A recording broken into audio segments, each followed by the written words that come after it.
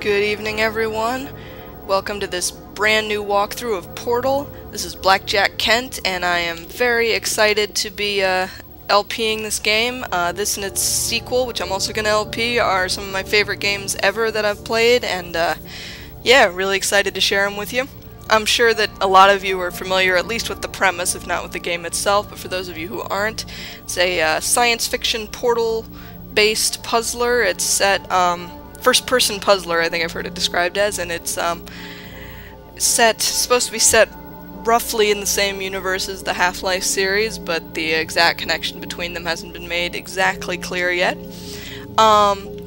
And yeah, so it's pretty cool stuff, and we're gonna do some talking about it as we play through it. One little twist here: I've played both Portal and Portal 2 a number of times at this point, so I'm going to add a little twist in here, and I'm going to be running the developer commentary as we go along, because it's kind of cool, gives some interesting insight into the way that the games were developed, and like how they play with the user experience and stuff like that, which is something that I study academically. I'm in a master's degree for user experience right now, so I find some of this commentary very interesting, and then hopefully you will too. So we're going to do that, and we're also going to play through the game, and I'm going to talk about things as usual, and hopefully it will be fun. So let's get started. Developer Commentary, Chapter 1.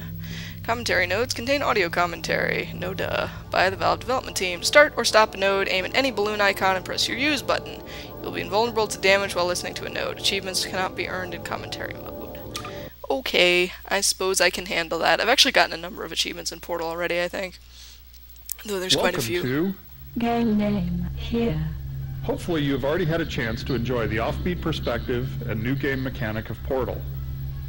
To listen to a commentary node, put your crosshair over the floating commentary symbol and press your use key. To stop a commentary node, put your crosshair over the rotating node and press the use key again. Some commentary nodes may take control of the game in order to show something to you. In these cases, simply press your use key again to stop the commentary. Please let me know what you think after you've had a chance to play, as we think we are just at the beginning of taking advantage of this type of gameplay. I can be reached at gaben@valvesoftware.com. Thanks, and have fun. Ah, Gabe Newell, the man who continually taunts us about the future of the Half-Life series. But no matter. And here we are. The opening room in the Aperture Science facility. I'll wait until Gladys does her opening speech before I do anything else. Pretty sterile. Hello, and again, welcome to the Aperture Science Computer-Aided Enrichment Center. We hope your brief detention in the relaxation vault has been a pleasant one. Your specimen has been processed, and we are now ready to begin the test proper. Before we start, however, keep in mind that although fun and learning are the primary goals of all Enrichment Center activities, serious injuries may occur. For your own safety and the safety of others, please refrain from stand back. The portal will open in 3, 2, 1. I love the humor of this game. Alright, so this is Portal. We're in the Aperture Science Computer-Aided Enrichment Center. That was Gladys, our friendly guide and host, and that's a portal. When you walk through it, it takes you to other places. Or, well, similar places, but takes you from one portal to the other portal. But before we leave our lovely haunt here, we have a few developer nodes to listen to, so let's do it. One of the things we learned from Narbacular Drop, our student project that became Portal, was that players often thought portals took them into other spaces, or even other dimensions. To help fight that notion, we start players in a visually unique room with memorable objects, so that when they walk through a portal for the first time, they have a clear point of reference which communicates the idea that they're still in the same basic location. For instance, the radio, which is playing an instrumental version of Still Alive, helps as well by providing some audio continuity. Yes. So, in other words, when we walk through here, we say, hey, that's that weird-ass bed. It's the same room. And that's us. Chell, who I believe we may hear about in this commentary node. It's absolutely critical that players quickly wrap their heads around what a portal is. We noticed early playtesters grasped the concept much more quickly when they caught a glimpse of themselves through a portal. So we deliberately positioned this first portal to ensure that players will invariably see themselves. Yep, and what a damn pretty lady we are, too, with our jump things on our heels. We never get a really good clear look at ourselves, unfortunately, which kind of adds to the mystery of the game. But yeah, so that's our opening, and here we have another node. They're not all this plentiful throughout the whole game. There's a few in this We put opening the room. player character in an orange jumpsuit to reinforce the fact that she's a test subject. Visually, the warmer colors helped her pop out against the colder tones of her environment. Some playtesters were wondering why she could fall so far without getting hurt the way she would have if she were in Half-Life 2. In response, we added a mechanized heel spring to her lower legs. Afterwards, there was no longer any question about why she could survive such long falls. Yep. I believe I read somewhere, I can't remember where, that they're supposed to be like actually grafted onto her bones, which is kind of eek if you think about it. These frosted glass observation rooms make the player feel as if they're being watched at all times, while keeping the identity of these watchers a mystery. The rooms serve a practical purpose as well, since we often use them as convenient and logical light sources for the test chambers. Pretty cool, pretty cool. So, we immediately open the game with a number of questions. Why are we in the Aperture Science Computer Aided Enrichment Center? Why are there cubes dropping out of the ceiling? Why? Portal is effectively an extended player training exercise.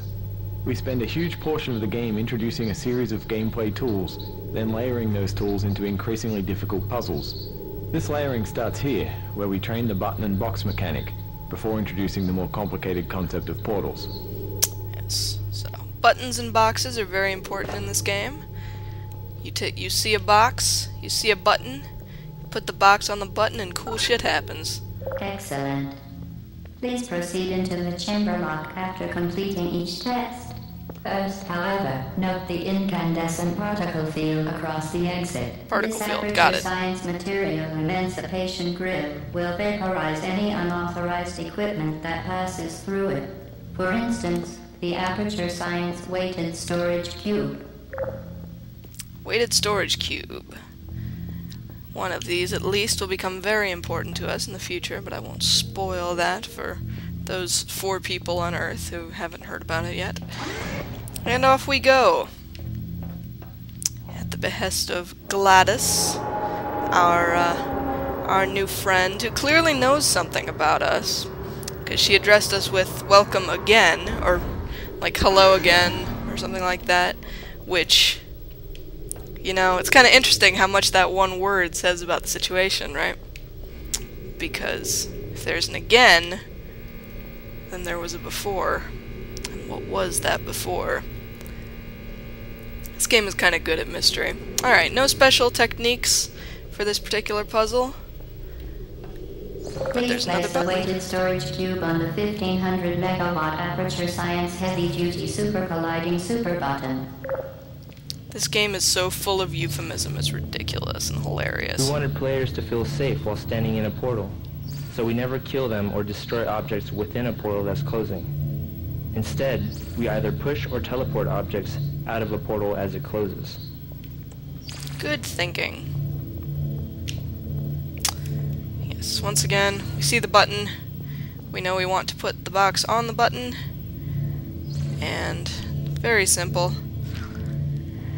I'm gonna try not to rush through these puzzles ridiculously fast, though I do know where, you know, how to solve, in this game, pretty much every one really easily without barely even having to think Please about move it. Whoops. quickly to the chamber missed it. lock, as the effects of prolonged exposure to but the button are not part of this Obviously, test. it's probably not very fun just to watch me speed through everything. Not to mention that I would have less room to talk about things.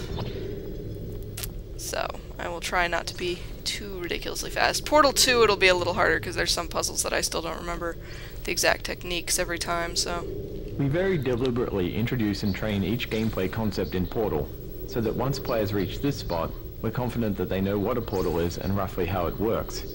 Early versions of the game let players stumble through the beginning, without always understanding what was going on, which really compromised teaching new concepts. The puzzle you just finished was designed so that stumbling around will almost always lead to a dead end. Completing the puzzle requires walking through a minimum of 5 portals in a specific order. This kind of gating, in which a solid understanding of key gameplay concept is required for success, helps standardize the learning curve of the game tremendously. Cool. I don't know what's going on with my subtitles there. They're kind of spazzing out a little bit. Anywho, let's move on to test chamber 2, is it? 2, I think. Because the first one was 0. Which proves that this course was designed by computer programmers and geeks. 'Cause computer programmers always start counting from 0. You're doing very well. Why, thank you. Please be advised that a noticeable taste of blood is not part of any test protocol, but is an unintended side effect of the Aperture Science Material Emancipation Grip, which may, in semi-rare cases, emancipate dental fillings, crowns, tooth enamel, and teeth. Eek. Very eek. You get the impression, very quickly and very deliberately, that this is not a place that takes public health very seriously. In early versions of this map, playtesters would charge down the stairs without noticing what was creating the portals. We introduced a mandatory pause in the action, what we call a gate, to help ensure that players stop and notice the portal gun making the portal. The particle effect and a loud noise help draw their attention. And there it is, the Portal Gunner's Song and Legend, in which we will hopefully manage to snag pretty soon. First we gotta wait for it to give us a doorway. Come here, this way. Come here, little guy. That's right. Oh my god, ah, duck! Yay! And here we are. It's all mine! Very good. You are now in possession of the Aperture Science handheld portal device. With it, you can create your own portals. These intradimensional gates have proven to be completely safe. The device, however, has not. Do not touch the operational end of the device. Do not look directly at the operational end of the device. Do not submerge the device in liquid, even partially. Most importantly, under no circumstances should you...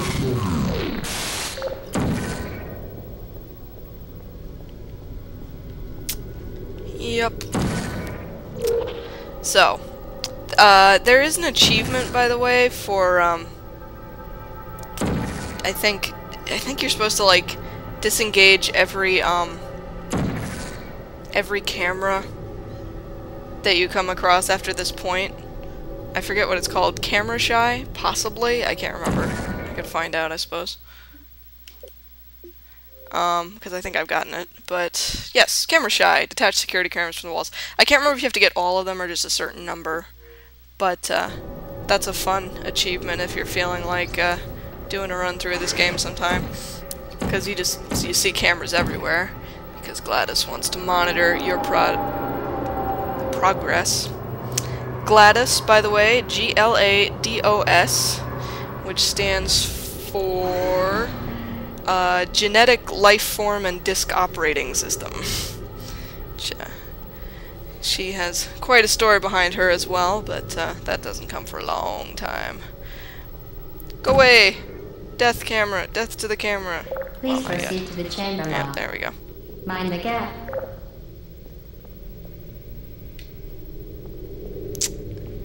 That's funny.